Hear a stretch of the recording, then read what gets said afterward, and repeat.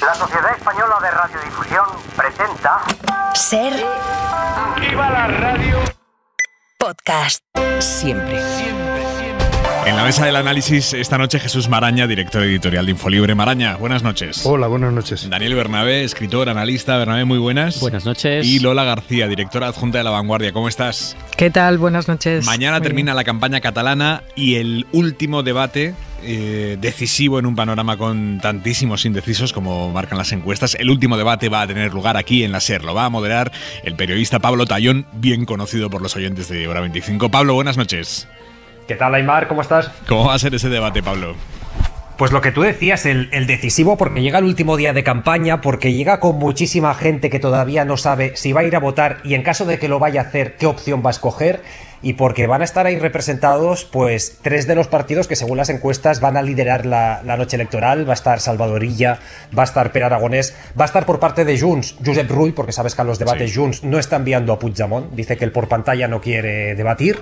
También le habíamos invitado, obviamente, él lo ha declinado, aunque sí que veía posible una investidura, pero bueno, ese es otro debate telemáticamente. Y va a estar Jessica Albiach de Los Comunes. Hemos invitado a los partidos que han gobernado Cataluña, que han gobernado España en algún momento. Nos parecía interesante en esta recta final. El Partido Popular estaba invitado, Alejandro Fernández nos había dicho que sí. Eso te iba a decir, invitado y confirmado. Confirmado, esta misma tarde ha sido cuando nos ha dicho por temas de agenda no voy a venir. Se ha dado alternativas al Partido Popular, más allá de Alejandro Fernández, el número 2, número 3. Se ha dicho que no, con lo cual el Partido Popular quedará pues vacante en este debate. Se le había invitado a los partidos que han gobernado. Y ya digo, Aimar, técnicamente una pasada. Tú sabes cómo se ponen los de prisa media cuando se ponen. Y el Toreski ahora mismo, Aimar, o sea, esto parece un plató de la BBC. Va a ser espectacular porque se va a poder escuchar efectivamente por la SER, pero también ver en los canales de YouTube, en la web del País, de la SER, de SER Cataluña. Así que va a ser un debate para disfrutar. Para los cafeteros yo creo que va a gustar. Mañana os escuchamos y os vemos. Pablo, suerte. Un abrazo, Aimar, gracias. Debe estar sobrado el PP en sus encuestas internas como para rechazar mandar mañana a nadie. De estar que se salen. Lola, a poco más de 24 horas que termine la campaña, ¿cuáles son las corrientes de fondo que tú percibes que se están moviendo? Bueno, pues yo apuntaría tres ítems, ¿no? El primero es por cuánto puede ganar Salvador Illa, puesto que todas las encuestas, todas coinciden sin excepción en que él ganaría. Es la propuesta, digamos, de pasar página, de acabar, digamos, toda la etapa del procés. Y la propuesta que lo que él promete es recuperar la eficiencia de los servicios públicos, de la gestión pública. Y ya está intentando atraer votos de todas partes, de los exconvergentes, de los de Esquerra Republicana, de los comunes, de la abstención. Ya se comió, digamos, el voto de Ciudadanos, en buena parte del voto de Ciudadanos en las anteriores elecciones, y estaríamos ahí. Los únicos que dicen que pueden atrapar a ella son los de Junts, porque ahí está también la batalla independentista. Este sería el segundo ítem, ¿no? Plantar cara a Madrid es el lema, digamos, de campaña de Puigdemont, el eje de toda su campaña. Curiosamente no se habla mucho ni de independencia, ni de amnistía, ni de nada de esto. Lo suyo es, digamos, como una especie de pujolismo con más acritud delante de Madrid, y Esquerra Republicana, que intenta defender una gestión que ha estado muy cuestionada, como mientras han tenido la presidencia de la Generalitat, y ahí pues están esos dos, ¿no? Ahí peleando en la batalla independentista. Y después hay el elemento de la ultraderecha, que yo creo que es muy, muy interesante y lamentable al mismo tiempo. Parece que Vox aguanta, y aquí hay preocupación por parte del Partido Popular, y sobre todo con un discurso relativo a la inmigración, que ya es el que venían practicando. Y después surge, y también todas las encuestas apuntan a que entrarían, y no con pocos diputados, Alianza Catalana, que es la ultraderecha independentista. Y que con fuerza, bueno, hay encuestas que le dan 1 y hay encuestas que le llegan a dar 5. Sí, porque parece ser que en Girona podía obtener alguno, y entonces en Barcelona, si superan el 3%, pues ya pasarían a tener 3 más, y en fin, que podría ser, ¿no? Todo esto basándome en encuestas, porque y ahí hay también una competencia entre Vox y Alianza Catalana por un voto también muy xenófobo y que sobre todo se concentra en la islamofobia, básicamente, en determinadas zonas de Cataluña. Bueno, esta noche vendrá ahora 25 la candidata de los comunes y Sumar, Jessica Albiach. Vamos a hablar con ella en unos minutos. El terremoto bancario, la OPA hostil sobre el Sabadell por parte del BBVA, el gobierno advierte ya de que no la piensa autorizar. María Jesús Montero es la vicepresidenta del Gobierno y ministra de Hacienda. Que el Gobierno no va a autorizar esta operación porque entiende que es una autorización que conllevaría una excesiva concentración de riesgo, y por otra parte porque le preocupa que la cohesión territorial y por tanto el número de oficinas, la brecha que hemos ido rompiendo respecto a la falta de atención que tenían las entidades financieras en el territorio se pueda poner en peligro. ¿Qué mecanismos tiene el Gobierno para frenar una OPA hostil como esta en caso de que los accionistas sí la aceptaran? Javier Ruiz, jefe de Economía de la SER, buenas noches. ¿Qué tal, Aimar? Muy buenas noches. ¿Existen esos mecanismos? Existen esos mecanismos y van a ser prácticamente imposibles de activar. Vamos a ser realistas en todo esto, porque hay 3 organismos que se han de pronunciar antes de que lo haga el Gobierno, y los 3 ahora mismo parecen dar luz verde a esta operación. Si eso ocurre, va a ser muy difícil que el Gobierno, en solitario y contra los organismos técnicos, pueda activar esos mecanismos. Primer organismo que se pronuncia. El Banco de España ha de emitir un informe que se eleva al Banco Central Europeo, y es el BCE el que marca posicionamiento. Pero el Banco Central Europeo lo que habla es de si el adquiriente es idóneo, idoneidad del adquiriente, y si la propuesta es sólida. No se habla de nada más. Si simplemente es alguien que tiene la respetabilidad, el BBVA la tiene, y si la propuesta es financieramente sólida. Y eso es lo que hoy ya ha aclarado el Banco Central Europeo, que ellos no van a entrar en cuestiones de competencia. We look at the prudential issues. We would analyze the business model, the sustainability of the business model. Dicen, solamente nos vamos a ocupar de cuestiones prudenciales y de modelo de negocio, nada más. Así que este va a dar luz verde. Segundo mecanismo, Comisión Nacional del Mercado de Valores. Es la que tiene que aprobar el folleto. Aimar, para que nos entendamos, esto es como un juzgado. Con que el folleto esté bien hecho, con que la demanda esté bien hecha. Te lo admiten a trámite. Te admiten a trámite. Bueno, ahora admiten a trámite también demandas que ni están bien hechas, pero eso ya... La CNMV, es otro debate. Si Dios quiere y todo va bien, simplemente tendrá que dar luz verde y seguir los criterios de publicidad del folleto. Así que tienes Banco Central Europeo, que no va a obstaculizarlo, Comisión Nacional del Mercado de Valores, que no va a obstaculizarlo, y te queda un tercero, que es la Comisión Nacional de Mercados y Competencia. Y esta suele poner trabas si un banco tiene más del 30% de cuota de mercado. Eso es lo que dice el artículo 8 de la Ley de Defensa de Competencia. Pero en este caso se queda en el 22%. Así que con los 3 mecanismos técnicos dando luz verde y el Gobierno diciendo que esto lo va a frenar, hoy Carlos Torres, el consejero del BBVA, parecía, en fin, jugar con las cartas marcadas. Les decía esto a los miembros del Gobierno. Confiamos plenamente que el Gobierno, también el resto de autoridades, acabarán apreciando la operación por el valor que tiene. Como digo, es una operación. Así que, Aimar, ¿qué puede hacer el Gobierno? El Gobierno puede actuar en solitario, pero es complicado contra los criterios técnicos. Y luego hay que recordar que el Gobierno ha actuado en muchas otras ocasiones y empiezan a ser demasiadas. Está intentando parar la entrada de accionistas saudíes en Telefónica, de accionistas húngaros en Talgo, de capital petrodólar en Naturgy y ahora BBVA. Empiezan a ser demasiados frentes. Ruiz, gracias, buenas noches. Un abrazo, hasta ahora. Tendremos tiempo a lo largo de esta edición de Hora 25 para analizar este asunto, pero quiero antes completar la imagen del día sumando una voz más. Hoy varios artistas, encabezados por Vetusta Morla, han acudido a la concentración de estudiantes universitarios frente a la Universidad Complutense de Madrid, una concentración contra el genocidio israelí en Gaza. Guille Galván, buenas noches. Hola, ¿qué tal? ¿Cómo estáis? Guille Galván, miembro de Vetusta Morla. ¿Por qué habéis decidido dar este paso? ¿Por qué habéis decidido apoyar con vuestra música, con vuestra presencia, la causa que defienden estos alumnos universitarios? Bueno, la acampada empezó hace un par de días y hubo gente desde la acampada que se puso en contacto con nosotros para ver si queríamos ir a, bueno, pues ampliar el foco que estaban teniendo, y nos pareció una idea lógica, estupenda, y de la que participamos. Así que pues les dijimos que si le venía bien, pues que íbamos esta mañana, ¿no? Yo creo que los atentados de Hamás de octubre no pueden justificar el asesinato de más de 30.000 palestinos, ni la vulneración de los derechos humanos, ni de la ley internacional. Y me parece que, más allá de formar parte de un grupo, de ser un artista, como ciudadano tengo la obligación moral de decirlo y de presionar a nuestros gobiernos para que tomen una postura activa que acabe con el genocidio. Guille, gracias por vuestro compromiso y por contarlo esta noche aquí en Hora 25. Venga, un abrazo. Hoy los rectores de todas las universidades españolas y algunas privadas han anunciado que romperán relaciones con los centros israelíes que no se comprometan con la paz y con el cumplimiento del derecho internacional.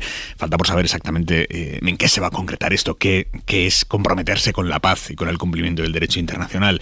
Pero bueno, es un paso enorme, es muy significativo que todos los rectores de la Conferencia de Rectores de la CRUE hayan firmado este comunicado, en el que además apoyan el motivo de las acampadas estudiantes que se extienden por los campus. Isabel Villar. Sí, es un comunicado de esas 77 universidades públicas y privadas de España, de la CRUE. Tras su reunión de hoy, los rectores se comprometen a revisar y, llegado el caso, suspender acuerdos con los centros israelíes que no hayan expresado un compromiso con la paz y el derecho humanitario. Un compromiso firme, escriben.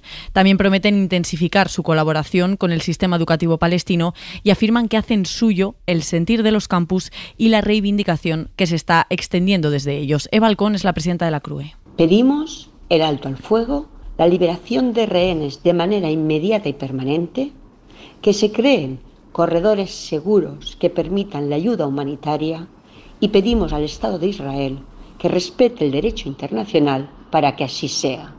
Movimiento de los rectores que ha tenido inmediata respuesta de la Federación de Comunidades Judías.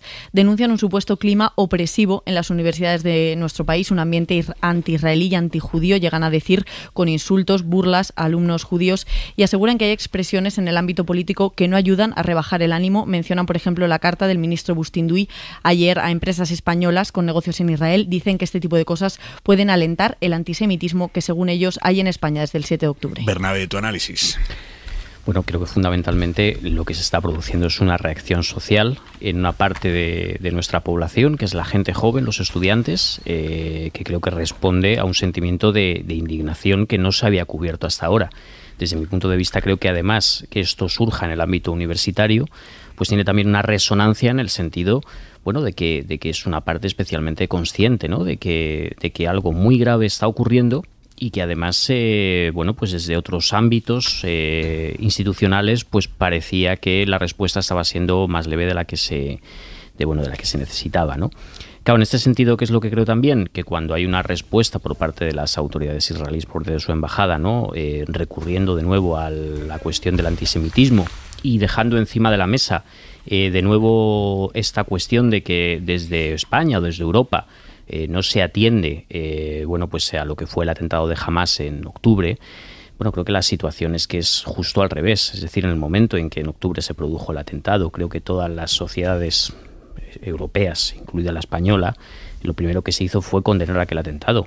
Ha sido la propia acción de Israel, llevando a cabo una campaña que, por cierto, que yo sepa, no ha liberado a uno solo de los rehenes. Su supuesta motivación, que era atacar a Hamás y liberar a los rehenes, lo que podemos saber hasta ahora es que Hamás sigue operativo y los rehenes siguen apresados. O sea que la motivación inicial parece que no se ha cumplido, porque objetivamente lo que hemos visto ha sido que es una operación bueno, pues de fuego y destrucción, donde se está aniquilando territorialmente a Gaza, a su población, pero también a su territorio.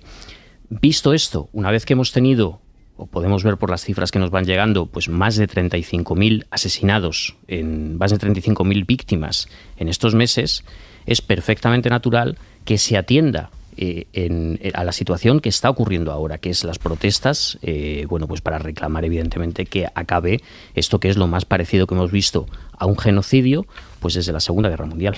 Jesús. Sí, pues lo primero es un sentimiento de cierto orgullo, ¿no?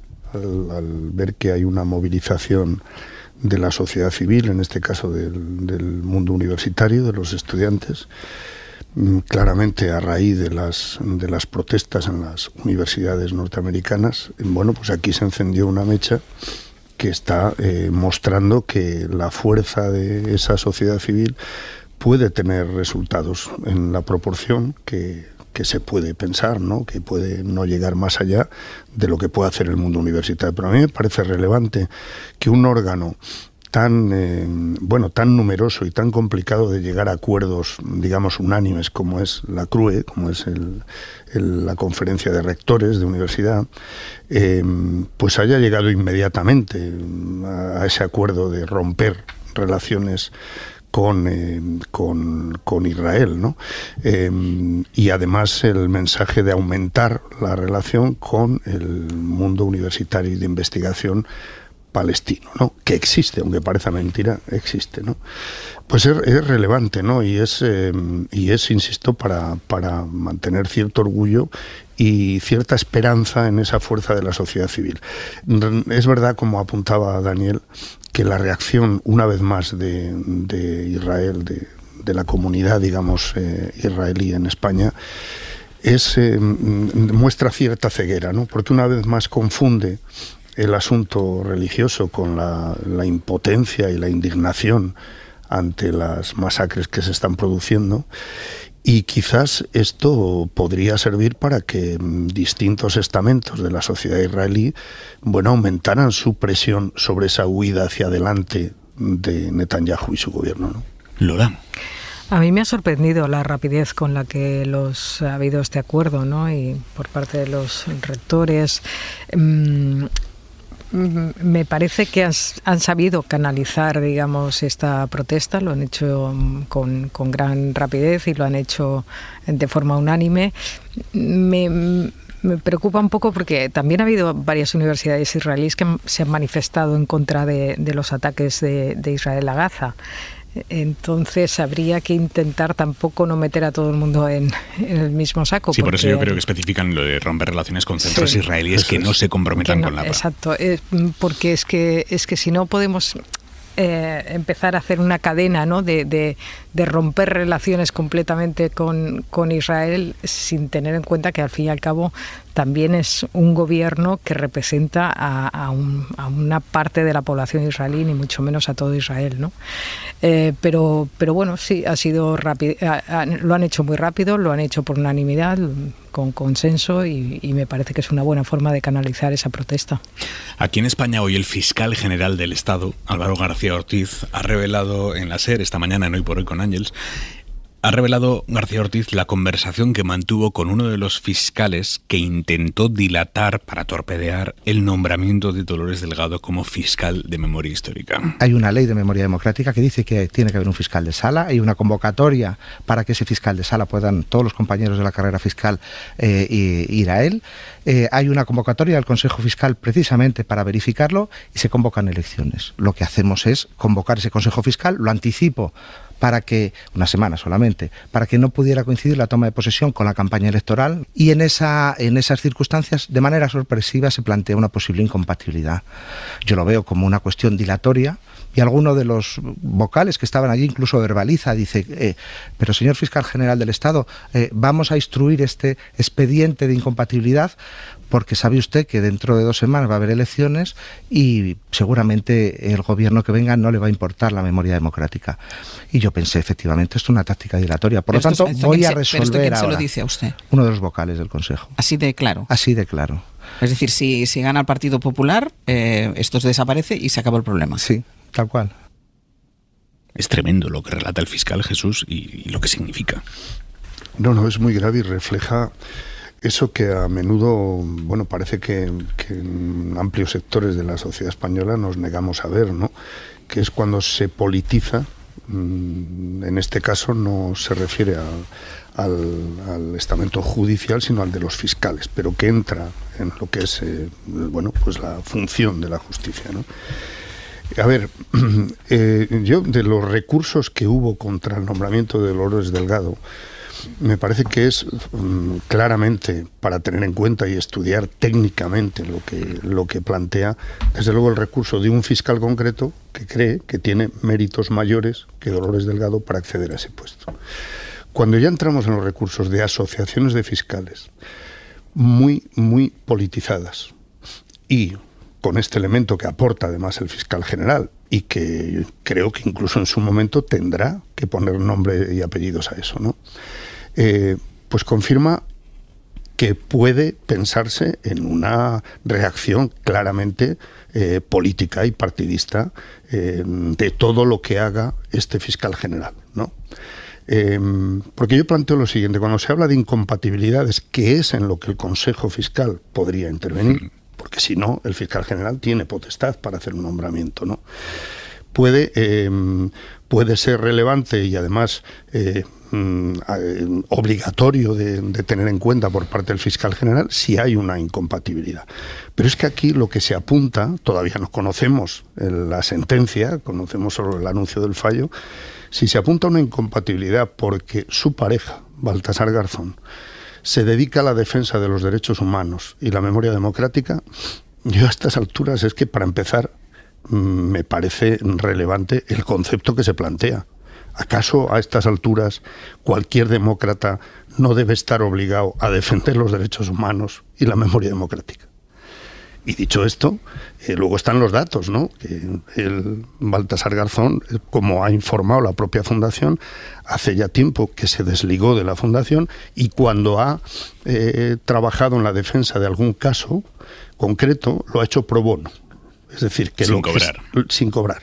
Lo que estipula el artículo correspondiente respecto a esa incompatibilidad es que el afectado tuviera un interés industrial o comercial, es decir, de negocio en el asunto, cosa que no parece. Con lo cual, por un lado, yo no veo base en el asunto. Ya veremos lo que dice la sentencia, si nos descubre elementos que en este momento a mí no se me alcanzan.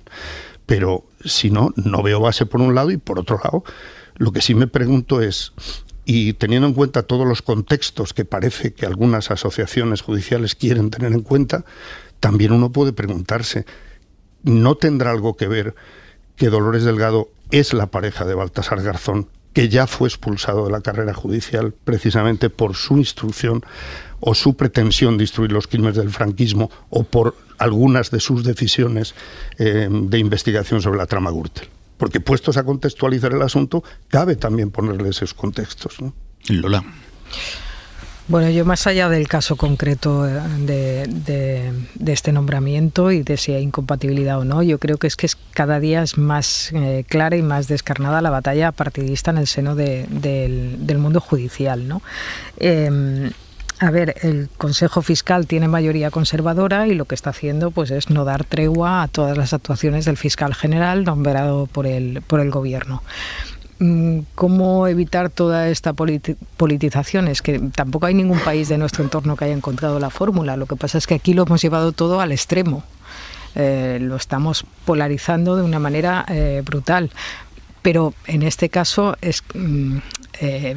generalmente ha sido el Partido Popular el que efectivamente no cumple la Constitución, no renueva el Consejo del Poder Judicial, pero en este caso creo que también hay una parte de responsabilidad del Gobierno que hizo un nombramiento como el de Dolores Delgado después de pasar por un ministerio. Es decir, ya sabemos que el fiscal general lo nombra el Gobierno, pero lo nombra de entre los miembros del Consejo de Ministros. Me parece que estéticamente y el mensaje que se envía no es precisamente el más idóneo.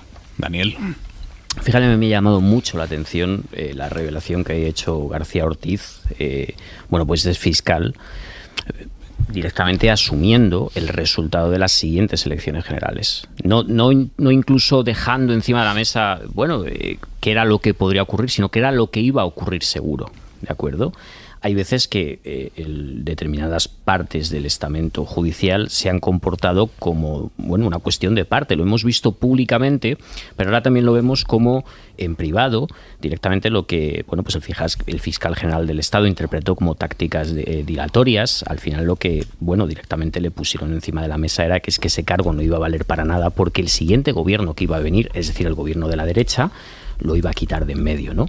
A mí, fíjate que me ha recordado todo esto a que en estas mismas fechas, es decir, los meses previos a las elecciones generales de julio del año pasado, hubo una reunión de la cual pues nos informó el diario El País, en la que Feijóo, en el Hotel Claridge de Madrid, se reúne el 18 de abril con una serie de fiscales, bueno, pues en principio en una reunión discreta.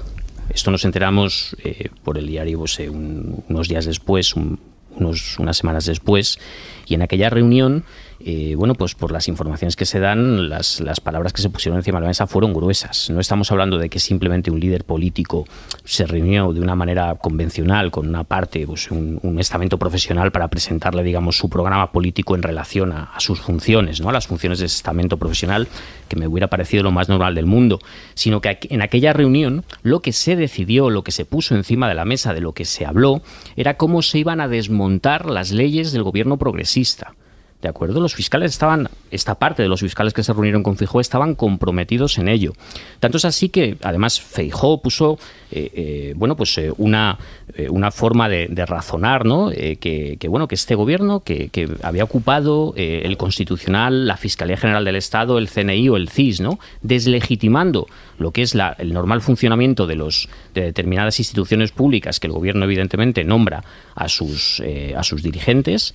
Y luego, por otro lado, viendo también cómo hubo dos figuras que se destacaron especialmente, una Consuelo Madrigal y otra Antonio Narváez. Antonio Narváez, en este momento fiscal, que había sido parte del Tribunal Constitucional, ese Tribunal Constitucional con mayoría conservadora que paralizó la votación del Congreso en diciembre, donde se iba a reformar la ley para renovar el Consejo General del Poder Judicial.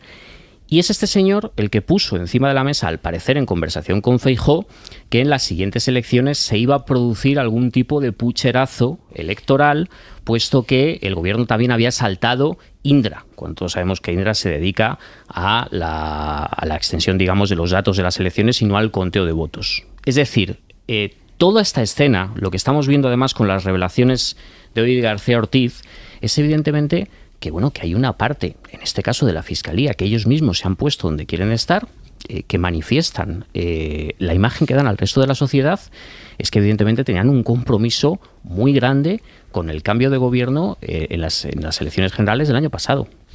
Y viceversa, porque en aquella reunión Feijóo, hasta donde se conocieron los detalles de esa reunión, por lo que contaron otros asistentes, agradeció a la Fiscalía, a los fiscales, haber restablecido el orden constitucional, nada menos, ¿no? Es decir, había efectivamente, lo que salió de allí fue una especie de compromiso mutuo de un cambio, digamos, de gobierno en este país, ¿no? Es que eso son palabras mayores, ¿no? Así que lo que ha revelado esta mañana y estos días el fiscal general, a mí me parece que es enormemente grave, ¿no? Y a partir de aquí, pues yo quiero ver cuál es la letra pequeña de la sentencia de esta Sala del Supremo, pero por lo que sabemos va a ser un varapalo y va a ser un intento de desmontar el segundo nombramiento que ha hecho García Ortiz de Dolores Delgado y después habrá que ver si esto está basado, está argumentado o simplemente se trata de poner como excusa esa relación de pareja, que insisto, que a mí me parece un argumento enormemente débil, ¿no? Enormemente revelador de que no hay sustancia detrás, sino un interés político, ¿no? Hora 25. Jessica Albiach, candidata de los comunes Sumar en las elecciones catalanas este domingo. Buenas noches. Muy buenas noches, Aimar. ¿A qué atribuye la caída que le prevén las encuestas? ¿Qué cree que están pagando? ¿Por qué cree que bajan?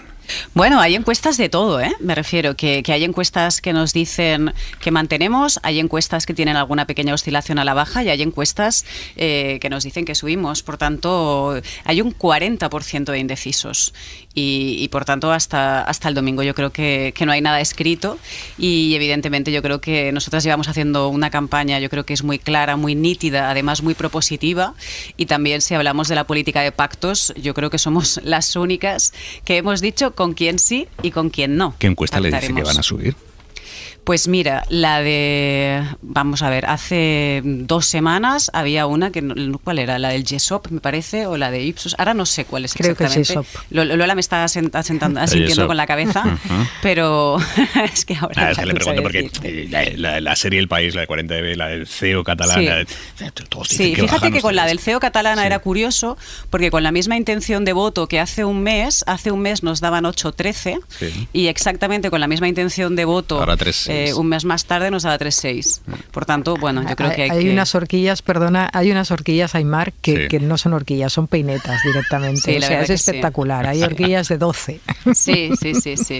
Pero aparte es eso, yo creo que con 800.000 indecisos me parece que son... Bueno, yo creo que tenemos que esperar. ¿Qué dice de la política catalana el hecho de que tantísima gente llegue indecisa hasta el último día? Es que esto también tiene que tener un significado.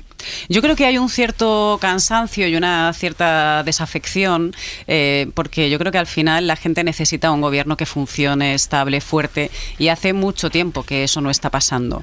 Y por tanto, bueno, yo creo que hay una pulsión de cambio, eso es cierto, pero también las decepciones que ha habido en los últimos tiempos han sido importantes, ¿no? Yo creo que ha habido una decepción importante en el mundo independentista, pero creo que también, si miramos en la parte más social, más económica, cuando vemos la gestión de Esquerra Republicana, pues no, aquellas personas progresistas que pensaban que haría una política distinta a la que había hecho Junts, pues al final te das cuenta de que tienes, bueno, una crisis educativa profunda en Cataluña, lo decía el informe PISA, que es bastante reciente.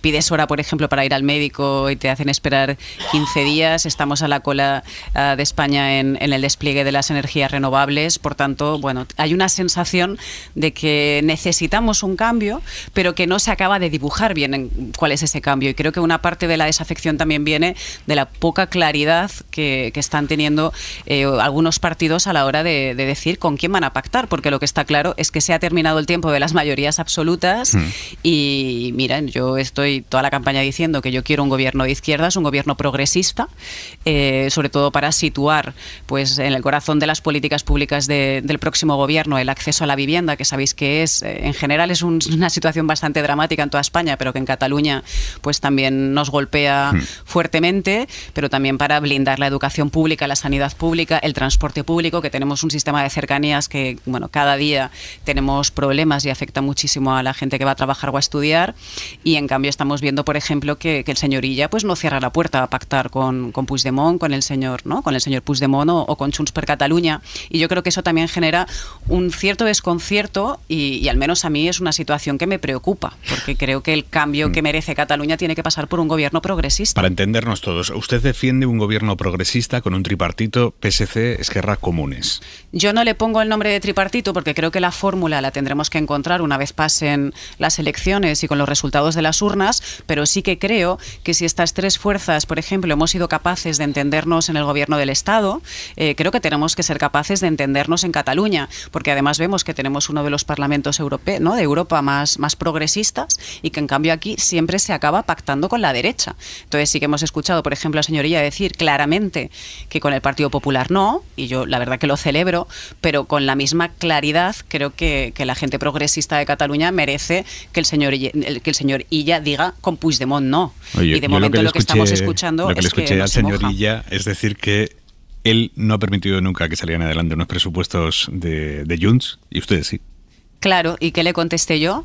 Que estábamos en el año 2020, en medio de la peor pandemia que ha tenido nunca, diría, no solamente Cataluña, sino bueno, a nivel mundial, sí. Y que por supuesto yo no solamente no iba a dejar a Cataluña sin presupuestos, porque eran necesarios, por ejemplo, para blindar la sanidad pública, que en esos momentos lo requería, sino que además fuimos capaces de impulsar una reforma fiscal importante que permitió recuperar el impuesto de sucesiones en Cataluña, que Convergencia precisamente se lo había cargado y que ahora estamos escuchando durante toda la campaña a los señores y las señoras de Junts decir que quieren eliminarlo. Por tanto, yo creo que fue una buena decisión aprobar aquellos presupuestos, evidentemente. ¿Usted cree que los ciudadanos han entendido su no a los presupuestos de Aragonés, que desencadenó la convocatoria electoral? Porque usted me ha descrito perfectamente las carencias que hay en Cataluña, sí. Pero al mismo tiempo ustedes fueron los catalizadores de la convocatoria de las elecciones, no votando los presupuestos presupuestos que la Generalitat insiste en defender como los más expansivos de los últimos años. Fíjate, ¿no? Yo creo que tenemos que ir por partes. Yo creo que Aragonés convocó las elecciones cuando él pensaba que le podía ir bien. Y había varios motivos, ¿no? Por un lado estaba la ley de amnistía, por otro lado sabéis que estamos sufriendo una fuerte sequía que ha mejorado en las últimas semanas con algunas lluvias, pero que todavía estamos en una situación complejísima.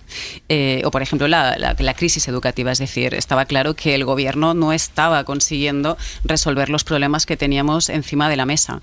Entonces yo creo sinceramente que Aragonés convocó cuando quiso, y te digo, por ejemplo, ¿por qué? Es muy extraño que tú tengas elecciones en febrero del 2025 y siendo el presidente de la Generalitat hagas que tu partido te escoja candidato en enero del 2024, es decir, más de un año antes, ¿no? Yo creo que algo le rondaba por la cabeza. En segundo lugar, hay un órgano cuando no está trabajando el Parlamento que se llama la Diputació Permanent, que hay una representación de todos los grupos políticos, y allí nosotras, tal como nos comprometimos, hemos votado todos y cada uno de los decretos, de las modificaciones de crédito que nos ha traído el gobierno, y aparte yo así lo dije, porque yo al final con las cosas del comer me entenderán ustedes que no juego, y por tanto nosotras hemos permitido, con nuestro voto también favorable, pues que Cataluña tenga 2.000 millones de euros para hacer frente a las necesidades que tiene Cataluña y a los acuerdos a los que había llegado el gobierno de la Generalitat con los agentes sociales y económicos. Y por tanto yo creo que aquí, sinceramente, quien se equivocaron fueron el señor Aragonés y el señor Illa, que hicieron un pacto secreto que además acabamos conociendo hace escasos días a través de los medios de comunicación. Nos estaban diciendo que no estaban vinculados los presupuestos con el casino, porque no estamos hablando de un complejo turístico. No sé si recordáis aquello me parece que era el Macro Vegas o el Eurovegas. Eurovegas, ¿no? Era, exacto, sí, Eurovegas. Pues es una cosa del mismo estilo. Estamos hablando del casino más grande de Europa, que se dice pronto, el casino más grande de Europa, que lo querían instalar en Cataluña. Es un proyecto que solamente tiene el apoyo del 16% de la población, y no es para menos, ¿eh? Estamos hablando de 1.200 máquinas tragaperras, de 300 mesas de juego, que consumiría tanta agua como una ciudad de 30.000 habitantes en medio de la peor sequía que hemos tenido nunca, y evidentemente nada tiene que ver con el turismo familiar, que nosotras pues en un momento determinado defendemos, y que jamás de la vida se me ocurriría comparar, por ejemplo, como ha hecho hoy pues un dirigente de Junts, pues PortAventura, con el casino más grande de Europa. Ustedes evidentemente aspiran a gobernar con quien defiende esto.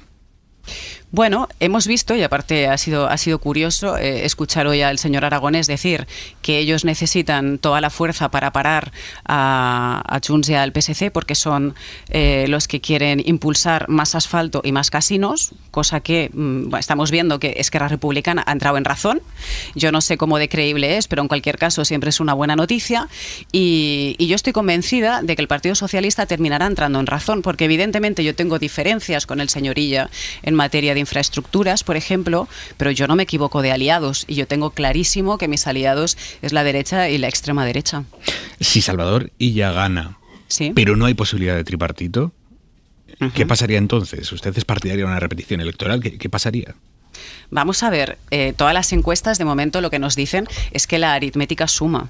Y por tanto lo que necesitamos es entendernos, y aparte, insisto, somos capaces de entendernos en las diputaciones, a nivel municipal, a nivel estatal, por qué estos vetos extraños que se producen en las elecciones de Cataluña, porque además cuanto más nos ha ido mejor a los catalanes es cuando ha habido un gobierno progresista en Cataluña y cuando ha habido un gobierno progresista a nivel estatal, ¿no? Y yo creo que esta tiene que ser la línea, ¿no? Entonces, bueno, yo creo que tenemos que esperar al domingo, y yo insisto, o sea, yo reclamo y pido la misma claridad y transparencia que tenemos nosotras a la hora de hablar de las alianzas y de cuáles son las políticas que queremos hacer, pues al resto de candidatos. De un segundo candidato, porque tenemos noticia importante además. El Sabadell contraataca y denuncia al BBVA ante la CNMV por ocultar información a los inversores al lanzar la OPA hostil. Javier Ruiz, hola de nuevo. ¿Qué tal? Muy buenas noches. Es efectivamente denuncia que el Sabadell acaba de presentar ante la Comisión Nacional del Mercado de Valores. Se acaba de hacer pública mediante una nota en la que el Sabadell argumenta que hoy el BBV ha tenido una rueda de prensa y ha tenido una comparecencia con analistas. Y en esa comparecencia con analistas ha dado detalles que le ha ocultado al Sabadell y al resto del mercado. Así que lo que el Sabadell dice, esa documentación no incorporada al anuncio, así como la información proporcionada en esa reunión, vulneran el artículo 32.1 de la ley de OPAS. Básicamente lo que el Sabadell está diciendo es que da traslado a la CNMV de una circunstancia para que el mercado cuente con información completa, transparente y que se garantice un proceso ordenado y correcto. Todo esto, Aimar, es el lenguaje financiero. Traduzcámoslo a castellano. Se van a poner todas las zancadillas que se puedan y todas las trabas que sean posibles para que esta OPA no salga adelante.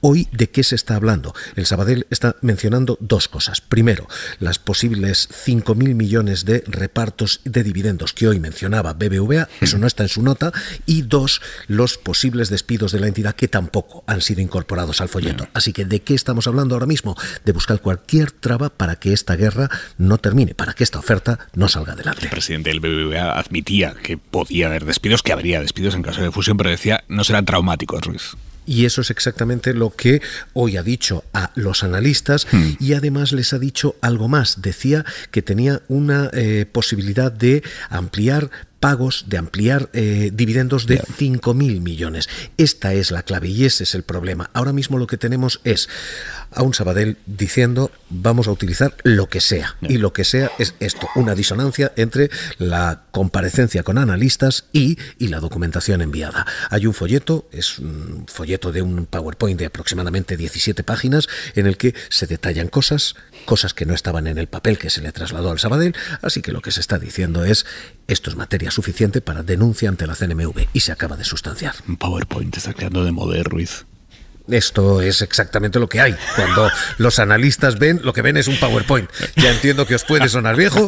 En el mundo financiero vivimos así. Unas filiminas, di que sí, Ruiz, di que sí. Javier, gracias. Un abrazo. Cuidaos, candidata Albiach, Sí. ¿qué le parece la OPA hostil del BBVA sobre el Sabadell? Pues me parece un peligro y esta mañana lo decía, instaba al Gobierno del Estado a pedirle a la Comisión Nacional del Mercado de la Competencia a frenar este proceso de concentración bancaria. Yo creo que hay que ponerle límites a la ambición y a la codicia desmesurada del capital financiero, porque al final yo creo que salimos perdiendo todos y todas, ¿no? Yo creo que al final todas pasamos por el banco y claro, en el momento en el que se reduce la competencia, eso puede generar no solamente despidos, que ya lo hemos vivido en otros procesos, sino creo que también puede producir una situación de exclusión financiera, ¿no? Pueden dificultar el acceso al crédito, aumentar los intereses, incluso, saben ustedes que también había retirada de cajeros y de oficinas bancarias en ciertos municipios. Entonces, evidentemente yo creo que es un peligro y además estamos hablando también del Banco Sabadell, que aparte es un banco fuerte, no solamente a nivel familiar, sino también para el crédito de las pequeñas y las medianas empresas de Cataluña, pues en este sentido lo vemos un riesgo y se tiene que frenar. Hablando de dinero, ¿usted cree que sería posible pactar una propuesta de mejora de la financiación de Cataluña con los diferentes grupos políticos del Parlamento y después presentarla conjuntamente a Madrid? Fíjate que eso es lo que hace 2 años que yo le venía reclamando al presidente aragonés. Creo que la mejora del sistema de financiación de Cataluña es imprescindible. Estamos recibiendo como si fuésemos el 13% de la población cuando somos prácticamente el 17%. Entonces esto nos conduce, ¿no? Esta situación de injusticia nos conduce a una situación de infrafinanciación de los servicios públicos. Por tanto, yo le venía reclamando desde hace 2 años que convocase una reunión de todos los partidos o un grupo de trabajo en el Parlamento de Cataluña para trabajarlo, porque tiene que ser una propuesta de todas y de todos, porque todas tenemos que estar convencidas y porque estoy convencida además de que si es positiva para Cataluña seremos capaces de ponernos de acuerdo y aparte iremos con más fuerza a la negociación con el Gobierno del Estado. Esto no ha sido posible, el señor Aragonés pues ha hecho oídos sordos durante todo este tiempo y hemos visto que ha tenido que llegar la convocatoria electoral para que él haga su anuncio, ¿no? Yo creo que es un tema demasiado serio porque, insisto, estamos hablando de servicios públicos públicos de educación, de sanidad, de residencias, que por cierto no han hecho ni una en los últimos 10 años desde el gobierno de la Generalitat, y por tanto es importante que nos pongamos de acuerdo y con urgencia. El otro día escuchábamos a Feijóo vincular la inmigración ilegal con la ocupación de viviendas. Vox, por lo que nos están diciendo, va a mantenerse fuerte. Nos contaba ahora mismo Lola que Alianza Catalana va a entrar y puede que con más de un diputado. ¿Qué está pasando en Cataluña para que el discurso de la extrema derecha esté calando de semejante manera? Bueno, yo tengo la sensación bueno, tenemos una derecha que está echada al monte y una derecha que está comprando el discurso de la extrema derecha y que todo vale por conseguir 4 votos, ¿no? Yo soy una mujer de izquierdas, pero entiendo y respeto que en mi país hay personas de derechas y creo que merecen tener representantes políticos de una derecha moderada, de una derecha que está en posiciones democráticas y a la altura de la de otros países europeos. Y en cambio estamos viendo a un Partido Popular que no solamente hace política desde la crispación, desde la polarización y desde el odio, sino que también está comprando el discurso racista, pero también clasista de la extrema derecha. ¿Cuál sería un buen resultado para los comunes el domingo? Ustedes tienen 8 parlamentarios ahora mismo. Bueno, para mí el mejor resultado que puede haber a partir del domingo es que Cataluña tenga un gobierno progresista. Y a partir de ahí, con la confianza que la ciudadanía nos deposite, que evidentemente queremos muchos votos y cuantos más escaños mejor, nosotras pondremos a trabajar nuestros diputados y nuestras diputadas y siempre en la misma dirección, que es un gobierno progresista para que se produzca un cambio en Cataluña y para que tengamos un gobierno por fin estable, fuerte y que esté pensando no en los problemas de los políticos, sino en los problemas de la gente y centrándose en todas las energías en, como digo, en el acceso a la vivienda, en la sanidad, en la educación, en el transporte público y también en una transición ecológica justa, porque no podemos perder empleos. ¿Cómo se explica, señora Albiach, que en las últimas generales ustedes fueran segunda fuerza, si no me equivoco, segunda fuerza, y ahora estén peleando por mantener los 8? Bueno, la gente vota en lógicas diferentes. El voto dual lo entiendo perfectamente, pero en Cataluña siempre se ha generado este voto dual. Nosotros en las elecciones generales, si no me equivoco, en Cataluña sacamos 7 u 8 escaños y es lo que tenemos ahora mismo no por Cataluña, evidentemente por el resto del Estado sacamos más y ahora estamos con 8 diputados y diputadas en Cataluña. El sistema parlamentario catalán es muy complicado, está muy fragmentado. Es cierto que yo considero que estamos ya en una situación post-procés, ¿no? ¿Por qué? ¿Por qué digo eso? Pues porque si entendemos el proceso, ¿no?, como la hoja de ruta con ciertos calendarios, con ciertos hitos, y trabajando desde la unidad del independentismo, ¿no?, que eso evidentemente marcó mucho la configuración política del Parlamento actual. Yo creo que esto ya ha pasado, pero todavía todavía estamos marcados por esta situación de post-procés, ¿no? Por tanto, evidentemente creo que cada vez va cobrando más importancia el eje social, el eje izquierda-derecha, pero ha habido momentos y muy recientes en los que la política catalana ha estado muy marcada por el eje nacional y saben ustedes que nosotros aquí siempre hemos sido partidarios del diálogo, de poder votar, pero nuestro posicionamiento no es un posicionamiento independentista. Jessica Albiach, candidata de los Comunes y Sumar en las elecciones catalanas este domingo, gracias y suerte. Gracias, muchas gracias. Manu Carreño, muy buenas. Aimar Bretos, ha ganado un español la etapa en el Giro de Italia. Que dicho así, dices, bueno, pues muy bien. ¿Es que es la primera vez en cuánto? En 5 años. 5 años sin que un corredor español ganase una etapa en el Giro, donde antes era algo más habitual, ¿no? Bueno, pues ha sido Pelayo Sánchez, un corredor asturiano de la localidad de Tellego, solo 24 añitos, y ha dado la alegría al corredor del equipo Movistar al ciclismo español. Ojalá que vengan más y no esperemos otros 5 años. Protagonista también Raúl García, con el que luego hablaremos, jugador del Athletic Club de Bilbao, que hoy ha dicho ya que definitivamente cuelga las botas. El tercer jugador que más partidos ha jugado en la historia de la Liga, solo le supera Andoni Zubizarreta, el portero, y Joaquín, el tercero, Raúl García, hoy ha dicho que hasta aquí hemos llegado, aunque va a jugar los 4 que quedan, evidentemente, de Liga. Y como estamos en resaca de fútbol europeo, analizaremos con Álvaro Benito, nuestro míster, lo de ayer del Madrid. Ese lo de ayer, ¿no?, que es inexplicable. Se le puede poner otro nombre. No, es lo de ayer del Madrid. Y ahora mismo está a punto de terminar el Bayer Leverkusen Jaén, que está jugando ahora mismo en casa y perdiendo 1-2 contra la Roma, pero se clasificaría. Sería la primera derrota del equipo de Xabi Alonso, que no ha perdido ni uno en toda la temporada. Está perdiendo 1-2 contra la Roma, están en el descuento, pero aún así con ese 1-2 se clasificaría para la final de la Europa League. Y en la Conference termino con la clasificación de Olympiacos, el equipo de Mendilibar, que ha ganado 2-0 al Aston Villa de Emery. Así que después de ganar la Europa League con el Sevilla el año pasado, este año lleva a Olympiacos a la final de la Conference. Y así, esto es todo por ahora. No sé si volverá y media. Venga, hasta ahora, Manu. Adiós, Aymar. La ropa para mañana, Jordi Carbó, buenas noches. Buenas noches, ropa de verano. De hecho, se van asentando las temperaturas propias de un principio de verano y ahora mismo, por ejemplo, en la mayor parte del centro y sur de la península, también en Canarias, a esta hora insistimos, temperaturas alrededor de los 20 grados.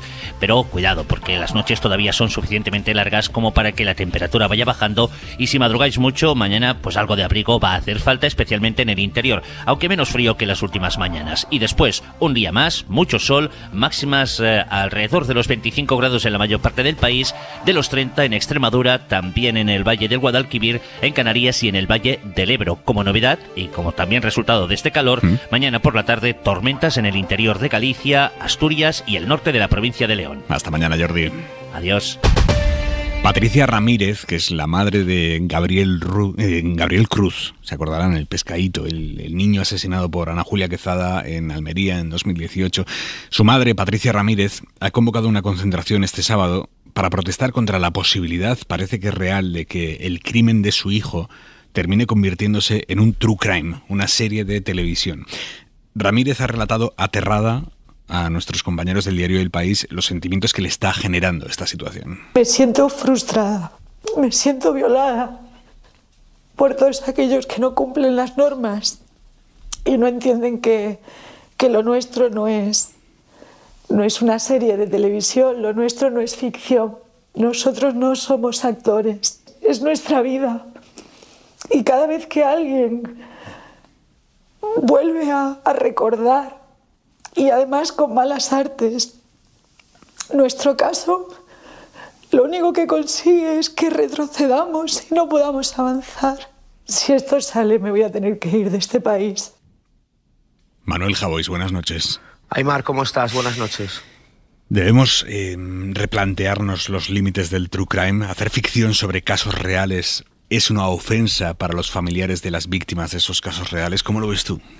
Para quienes se sientan ofendidos, desde luego que lo es. Yo he hablado bien las suficientes veces de series o ficciones de true crime como para tener ahora sobre esto una opinión muy contundente. Sé, porque soy periodista, que una tragedia no se puede privatizar.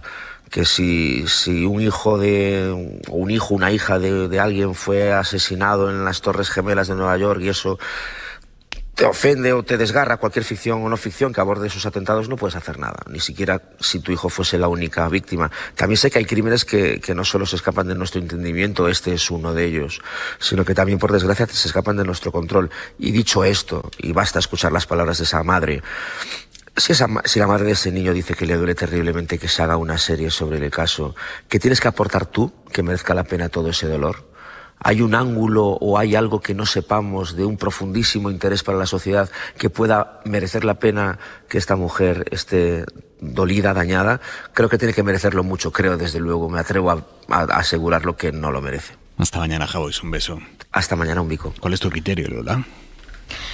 Pues en este caso el mismo que Javois. A ver, siempre ha habido versiones de cine o audiovisual de crímenes, lo hemos visto toda la vida, ¿no? Basado en hechos reales, pero hoy en día yo creo que hay un abuso por la necesidad de contenidos, de generar contenidos para las diferentes plataformas audiovisuales. Se acaba produciendo un abuso, ¿no? Porque prácticamente se solapan casi con los propios hechos o con las propias investigaciones y yo creo que hay que mirar cada caso. Por ejemplo, estoy recordando, se hizo una película sobre el tema de La Manada.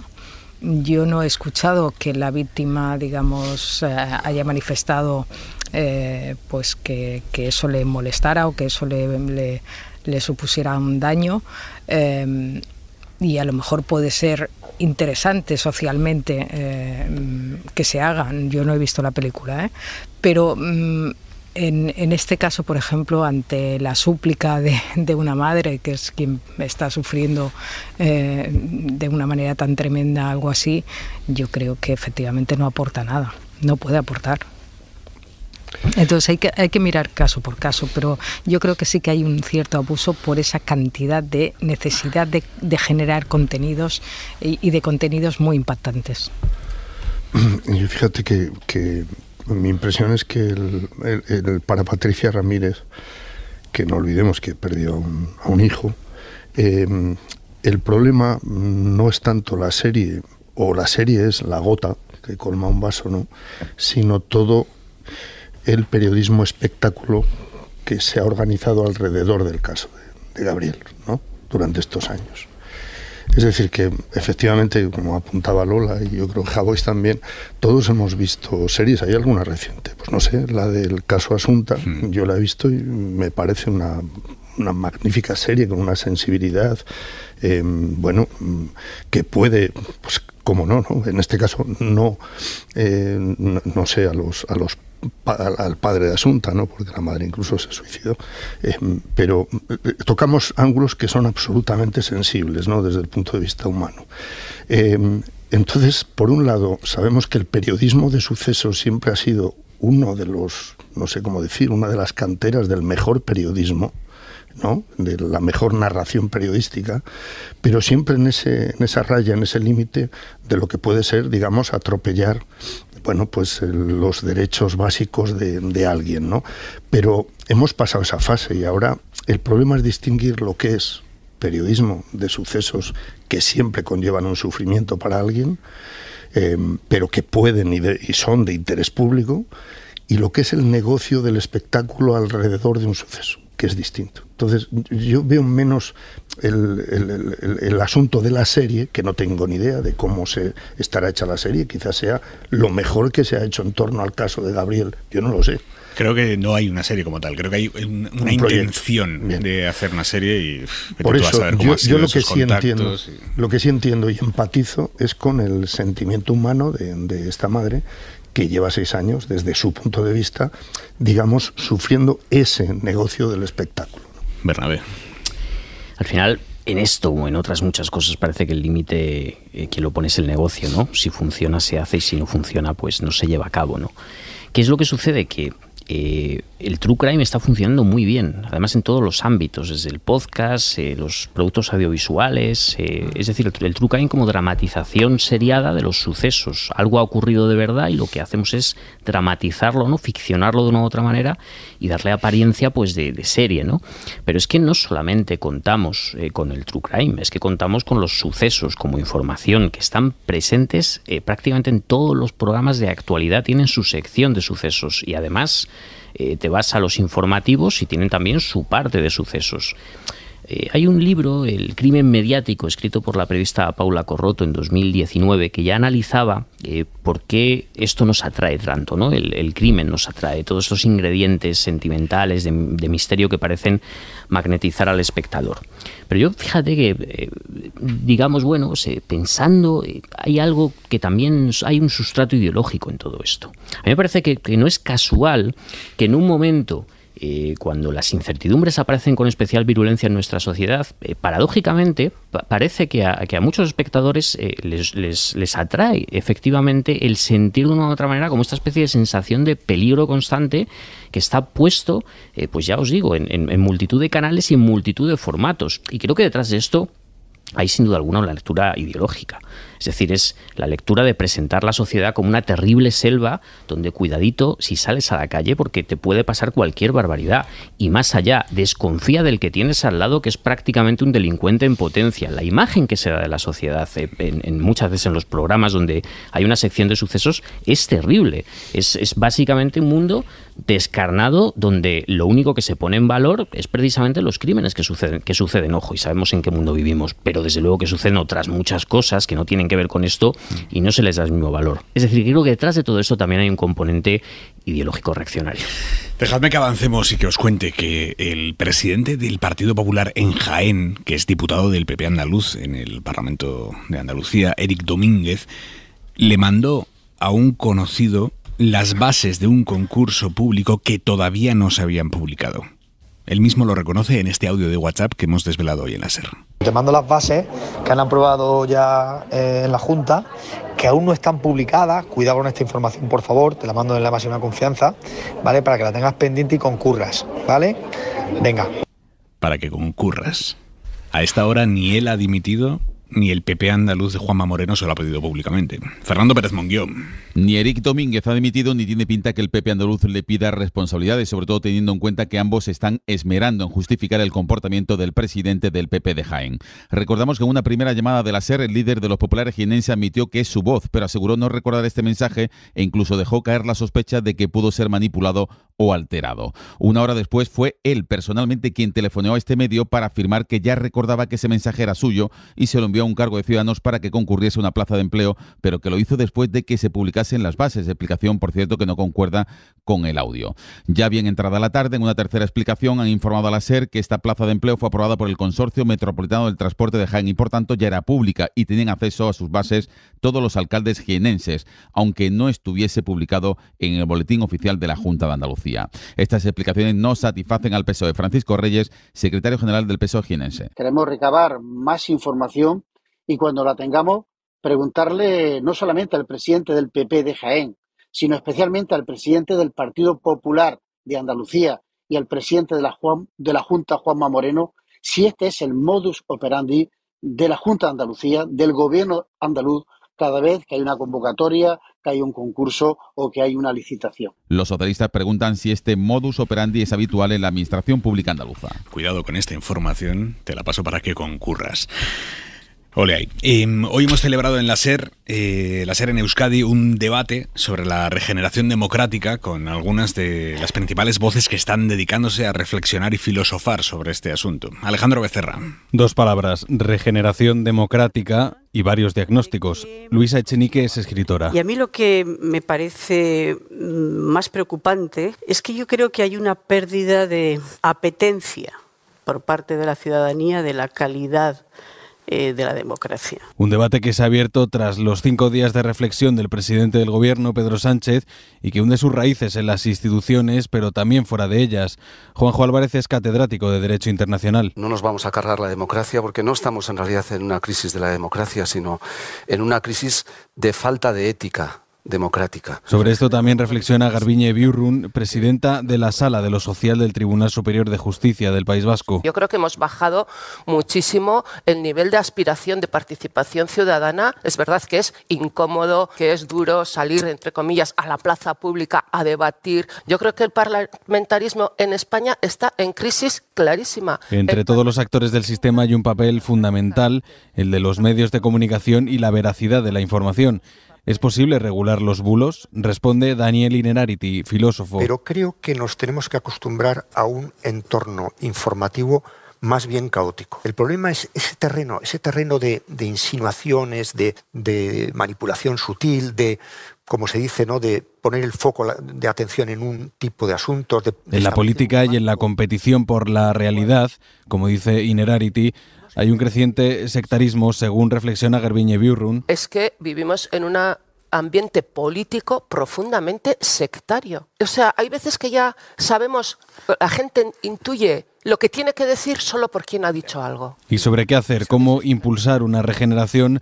Propone un pacto amplio y transversal. A lo mejor no sería malo establecer un observatorio ciudadano de la democracia, una especie de algo muy amplio, muy transversal, que permita que vayamos monitorizando en nuestro sistema democrático permanentemente y no quede al albur de una epifanía de cualquiera. Juanjo Álvarez, por su parte, propone un mayor respeto hacia el rival y un código ético que lo avale. Yo creo que si el gobierno Sánchez tuviera, por ejemplo, un código ético como tiene el gobierno vasco, un estilo más respetuoso en la relación entre los partidos, y en lo que nos toca a nosotros, pues una sociedad más integrada, por un lado, más cohesionada, menos tribalizada, que es lo que están buscando en realidad. Porque en esto también hay una cierta responsabilidad de los ciudadanos en cuidar la democracia. Tal vez el mecanismo de resistencia primero de la democracia y del ciudadano sea la alerta, ¿no? Saber qué tiene que buscar por sí mismo. Y desde el Poder Ejecutivo un mayor autocontrol para sortear el fango. La imagen que se está trasladando torticeramente también por la oposición, esto es un sistema de control. El gobierno quiere controlar a los medios de comunicación y quiere controlar a los jueces. Vale. ¿Por qué no empieza con medidas de autocontrol? El debate completo lo tienen en cadenaser.com y en las redes sociales de Radio Bilbao. ¿Estamos exagerando, Bernabé, sobre el estado de salud de nuestra democracia o no estamos haciendo caso suficiente a las voces que advierten sobre ello? No, yo creo que hay un problema serio, hay un problema de verdad, un problema de fondo, que es que por un lado hay una desafección creciente en algunos sectores sociales, pero es que por otro tenemos que las propias fuerzas que ocupan las instituciones, hay una parte de la derecha que ha decidido romper lo que había sido su dinámica habitual de participación en estas instituciones optar, como hemos visto hoy mismo en el programa, por ejemplo, al señor Feijóo, pues por copiar el modelo de la extrema derecha en ámbitos declarativos, cosa que por cierto no ha funcionado en ningún lugar de Europa. Cuando la derecha convencional copia a la extrema derecha, quien acaba saliendo fortalecida son precisamente los partidos ultras, ¿no? Yo creo que además hay ya una cuestión que podemos calificar como de crisis de ciclo largo, donde es que todo esto empezó hace ya más de 15 años, a partir del año 2008, de la gran recesión, cuando instituciones que habían estado ahí más o menos presentes en la vida de todos empezaron a fallarnos y a darnos la sensación de que no nos iban a proteger y de que no nos iban a dar seguridades, ¿no? Creo que, por resumir mucho con el devenir de los años, las fuerzas de extrema derecha antidemocráticas lo que están consiguiendo es otorgar unos falsos espacios de seguridad utilizando instituciones como la familia, como la nación, como el grupo, utilizándolas de manera excluyente, ¿no? Utilizándolas de manera confrontativa. Siempre eres parte de uno de esos grupos, pero siempre lo eres a la contra de. Es decir, hay unas sexualidades, por ejemplo, no normativas que te van a amenazar a tu familia, unos inmigrantes que van a amenazar a tu barrio, unas instituciones, en todo caso, que se manejan en clave de contra.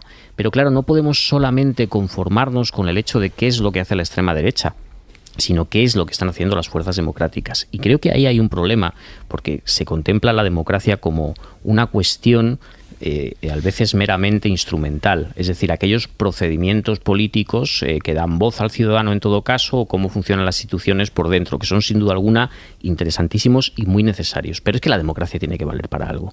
La democracia tiene que otorgar una serie de seguridades y una serie de continuidades para que precisamente cuando todo parece fallar, la gente sepa que hay detrás algo que sustenta la democracia, que es lo público, que es el Estado, que es la comunidad, que precisamente está ahí para que no nos sintamos como en el salvaje oeste. Lola. Bueno, yo a todo eso añadiría que no sé si la democracia está en peligro, pero sí que, porque creo que tiene una mala salud de hierro, pero sí que el sectarismo es cada vez mayor en el ámbito político y de debate público. Y en eso la manera de informarnos, o sea, no solamente son los políticos los que tienen su parte de responsabilidad, sino todos los ciudadanos, ¿no? A la hora de cómo nos informamos, creo que es importante. O sea, la explosión de contenidos informativos que se divulgan a lo largo del día a través de las pantallas, desde hace unos 15 años o 20 años, claro, ha aumentado de una manera brutal, y creo que no nos ha dado tiempo a saber cómo gestionar todo eso, ¿no?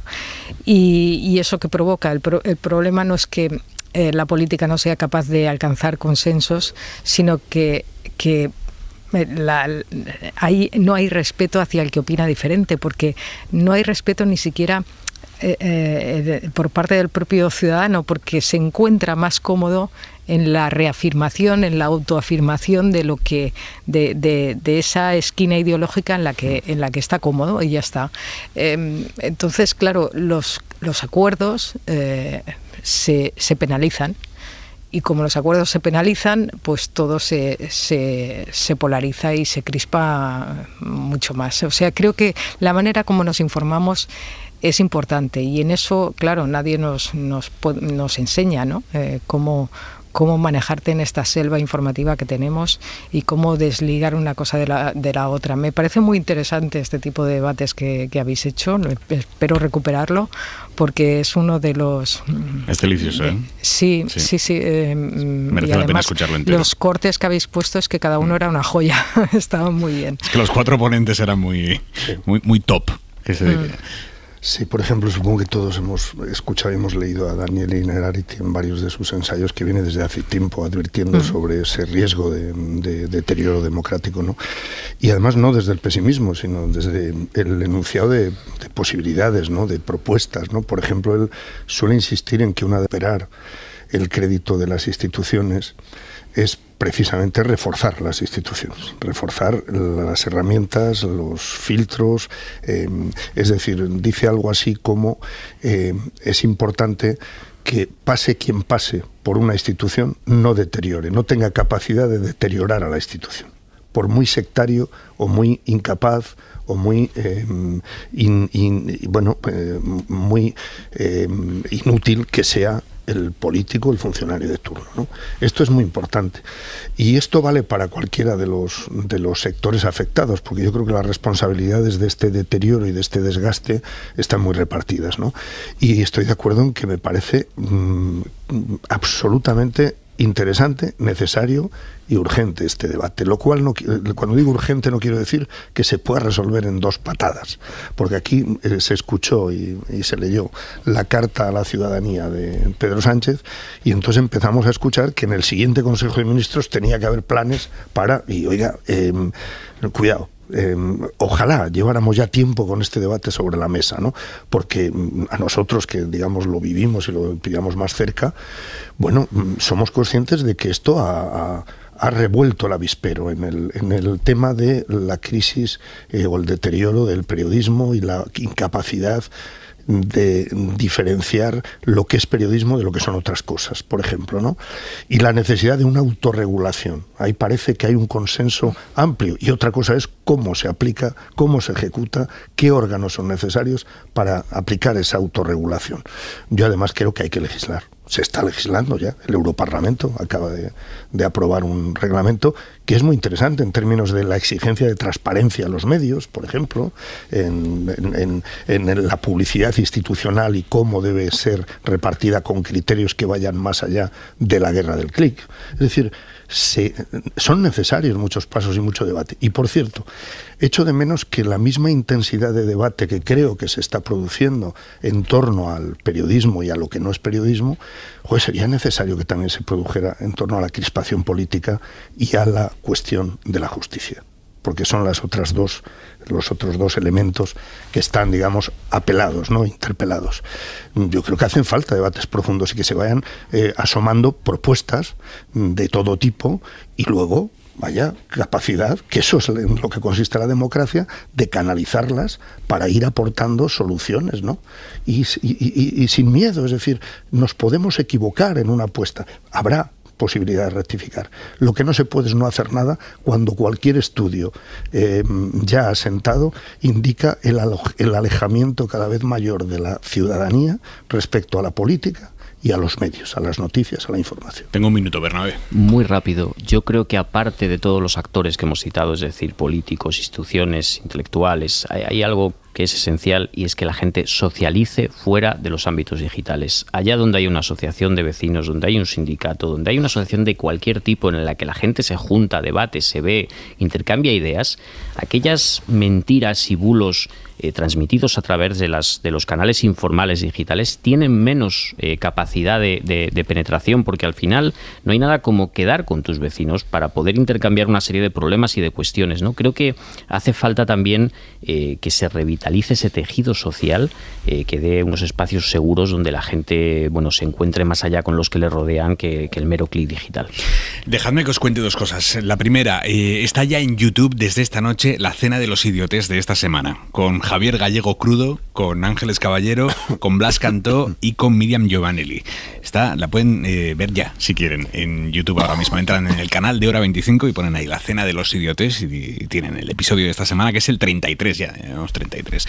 Y la segunda cosa que les quiero contar es que la actuación de Israel en la semifinal de esta noche ha estado absolutamente marcada por los abucheos de una gran parte del público como repulsa por la matanza israelí en Gaza. Dani de la Fuente, buenas noches. ¿Qué tal, Aimar? Buenas noches. Sí, con permiso de los idiotes y de las zorras, el foco estaba puesto en Eden Golan, la cantante israelí, y hay polémica de nuevo. Esto es lo que hemos visto y lo que hemos escuchado en televisión en esa señal que ofrece la emisora pública sueca.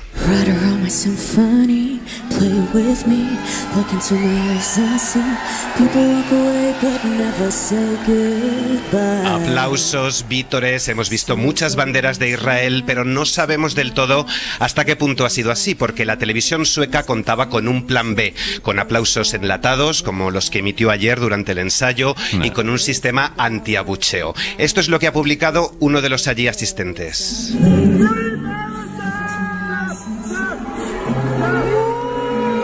Abucheos, gritos de Free Palestine, Palestina libre, más ejemplos desde otros puntos.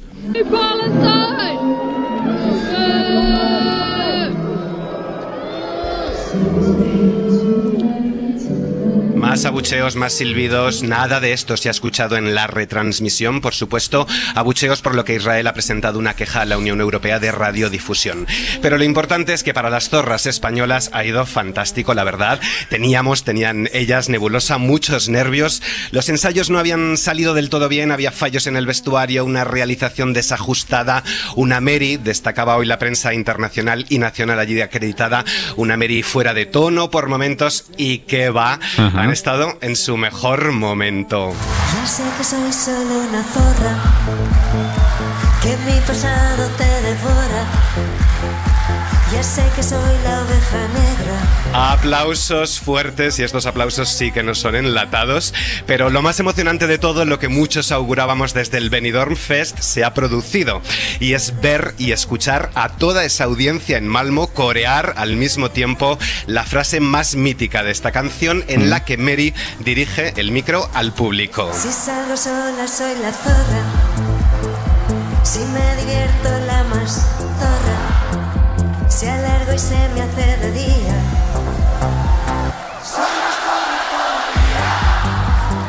Bueno, impresionante, éxtasis total, algunos llorando en casa, han aplaudido, han chillado, hemos cantado, hemos vitoreado. Nebulosa se ha llevado una gran ovación, ha sido tan empoderada que Zorra ha subido en un cuarto de hora 5 puestos en las casas de apuestas del 24 al 19, todavía estamos en el 19, pero vamos, ha quedado claro que han venido a servir zorrismo, que esto es un himno muy disfrutón, y oye, eso es lo que importa de Eurovisión, disfrutar también.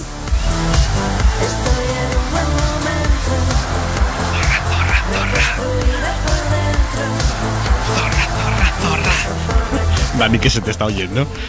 Ay, perdón. Es que estamos muy zorristas en casa.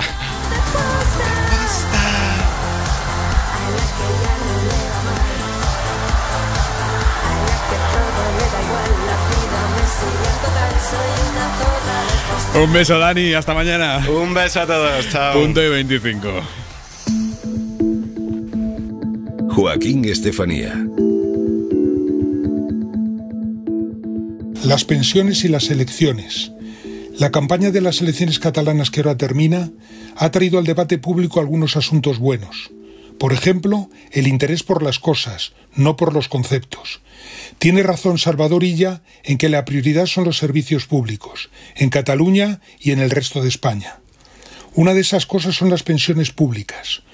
Una de las formas de abordarlas es la economicista, como un problema.